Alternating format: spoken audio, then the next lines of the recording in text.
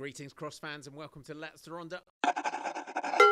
I'm Marty Mack. Thanks for joining me. What a week in cross we have had. But before we get to the racing, I think we have to start with Eli Iserbyt's emotional announcement last week that sadly, due to the ongoing issues that he's had with the iliac artery endofibrosis and 4 operations that he's had, that he's sadly having to end his cycling career. It was something that we first saw last season, the 2024-2025 season. We saw and we heard from Eli in his interviews that he was really in pain, and he ended his season early last year to have surgery. Beginning of this season, we were hearing from team manager Jürgen Mettepenningen that he was really struggling and was trying to come back and was just having continued pain. And I hadn't realised that he had gone through 4 surgeries. Now, the iliac artery endofibrosis, or IAE, and I'm not going to sit here and try and pretend to be an expert on this, and I'll link to some articles down below. James Witts did a great article on Bike Radar, and there's also a link that I'll put to a study as well. So it's a condition that predominantly affects athletes and young athletes, and is a narrowing of the iliac artery, affecting the blood flow to the legs, and that kind of manifests itself. We hear from riders talking about loss of power and pain in the legs, and we've heard from Laura Verdonschot, who's also had to retire due to this condition. The operation and the surgery for this condition can be successful. We had Pauline Ferrand-Prévot, who had one leg done, then she had to have both legs done.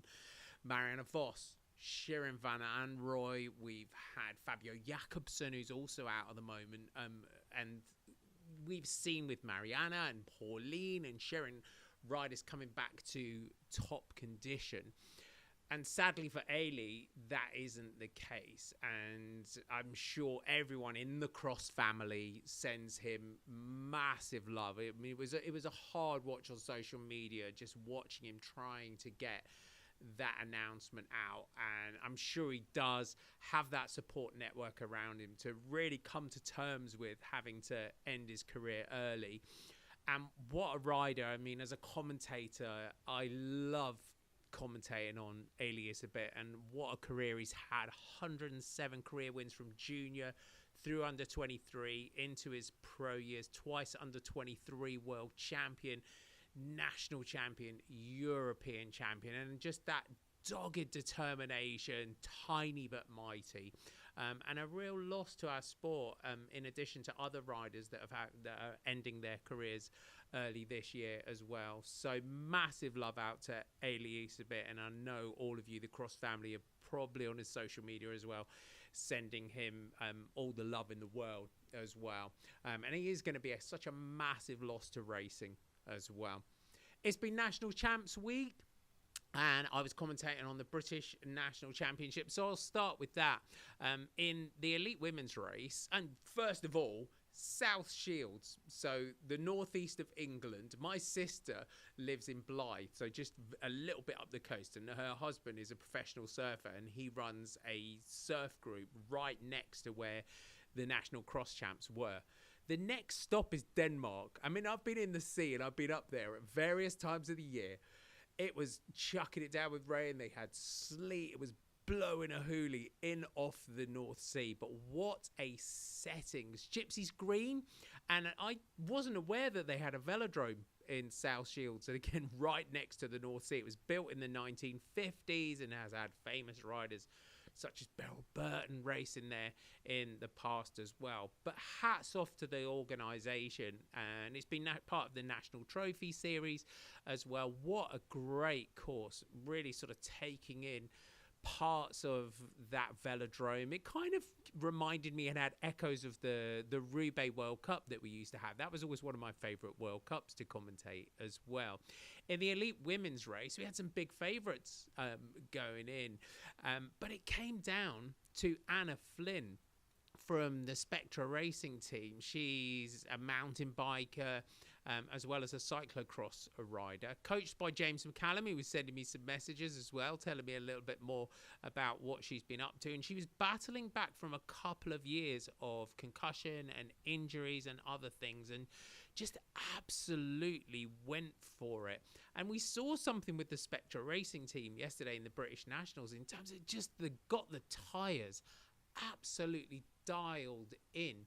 And in both the women's and the men's races, and Anna Flynn rode away with it, and big respect to her. She's out on the road this year with the Alaba development team, and looks like she's going to have a great season, and I'm sure she'll be back on the mountain bike as well. Zhang Kreese, charging through, defending champion, came through to take silver medal, and Grace Ingalls of Hoop CC came in for the bronze. In the elite men's race, we were kind of expecting in the British Nationals a battle between Cameron Mason and Thomas Mee, and Cameron chasing his 4th consecutive British title. But in the end, came down to a battle with Toby Barnes, again of a Spectra Racing team. Tyres sticking like Velcro on what's some really tricky off-camber sections. Cameron Mason, we saw throughout his ride, was talking to his pit crew, asking for less pressure, was kind of sliding his way, and eventually got clear, took his 4th consecutive title. In his post-race interview, he said it was one of his toughest wins. Ben Askey came through to take the bronze medal. He also took the under-23 men's title. In the under-23 women, it was Eleanor Day of Spectra Racing, who's coached by former multiple British champion Nikki Bramier. But great day out in the British Nationals. Elsewhere, defence of the titles in Belgium for Thibaut Nace and Marion Norbert Ribeiro. Looked, for the clips that I saw, great battle between Emil Verstringer and Thibaut Nace for that title. In the Netherlands, Salen Alvarado taking that title, and the men's title went to Thibaut Del Grosso with a great silver medal in his final national championships for Lars van der Haar. Felipe Orts defended his title in Spain. Marie Schreiber defended her title in Luxembourg.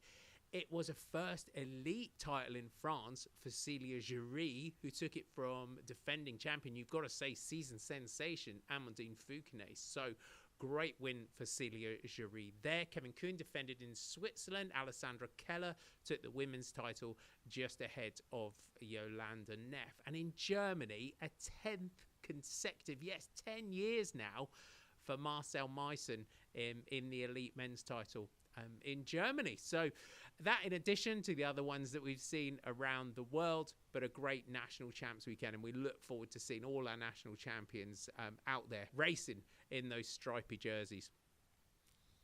In terms of what's coming up, the UCI Cyclocross World Cup now moves to Benidorm in Spain, because let's face it, most of the world now, or the cyclocross world and cycling world, are now on warm weather training camps in Spain.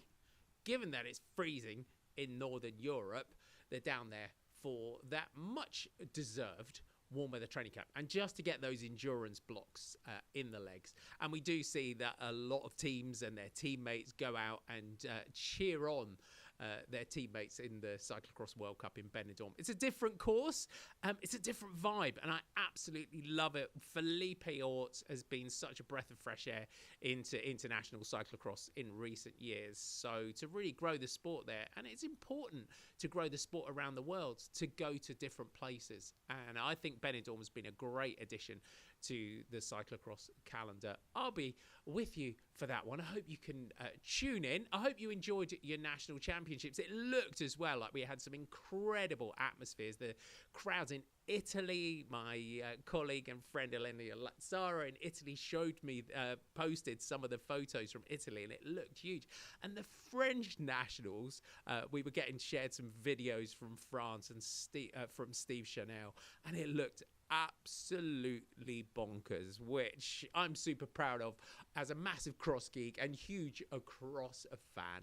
Hope you have a great week. Don't forget, like, subscribe, hit the bell icon. I'll post some links below to those articles. Have a great week, and I'll see you soon. Bye for now.